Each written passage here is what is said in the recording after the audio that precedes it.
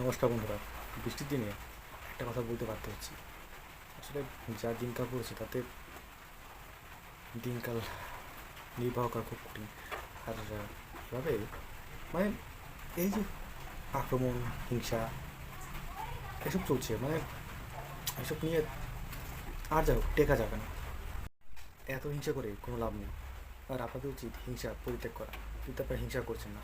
তাই আজকাল হিংসে পরিত্যাগ করার জন্য মানুষ মিছিল করছে, শান্তিপূর্ণ মিছিল। চলুন সেই শান্তিপূর্ণ মিছিলটা এক চোখ দেখা যাক। চলুন।